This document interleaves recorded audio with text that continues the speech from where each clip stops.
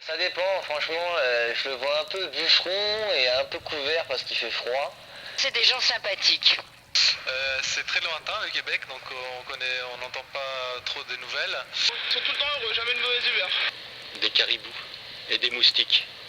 Je sais jamais si c'est français, s'ils parlent français, s'ils parlent anglais. Je sais pas c'est quoi le Québec. S'ils sont contents d'être avec les Américains. Un beau coucher de soleil en automne. Avec une grosse chemise écossaise, bien baraque quand même, tu vois. Et genre un peu bûcheron, quoi.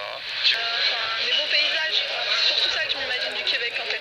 On a l'impression qu'il se passe rien au Canada, peut-être qu'il se passe rien. Faut dire que moi aussi, avant, j'imaginais la même chose.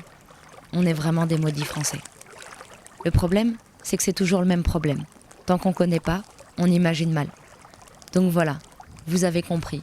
Je suis française et je connais pas le Québec. Mais j'ai vraiment envie de réparer ça. J'ai une tactique bien définie. Je me lance toute fraîche dans le voyage, dans la plus pure naïveté. Je me fie à un truc auquel on a voulu nous faire renoncer. L'imprévu. Mon ignorance sera mon guide. Je la suivrai, sereinement, consciencieusement. Les Québécois gouverneront mes trajets, mes enthousiasmes et mes préoccupations. Quant à moi, je passerai le temps à prendre mon temps et à le perdre, quelque part entre l'Abitibi et la Gaspésie. J'ai l'impression que le dieu de la forêt est avec moi. Chaque personne m'a mené à une découverte, qui m'a orienté vers une aventure, qui m'a poussé vers une autre personne.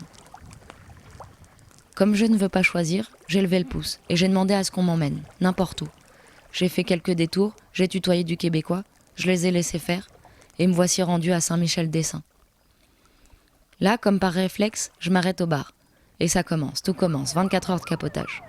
Un homme vieux vient s'asseoir à ma table. C'est mon premier tête-à-tête avec un draveur. Il me raconte beaucoup d'anecdotes sur sa vie. C'est comme un nouveau grand-père. C'est grâce à lui que je me dirige vers le lac pour la nuit. Au lac, à l'auberge du vieux chaman, je rencontre Jean. C'est mon premier face-à-face avec un coureur des bois. Il guide des expéditions de chasse au caribou, dans le nord. Il me raconte beaucoup d'anecdotes sur sa vie. C'est comme un nouveau père.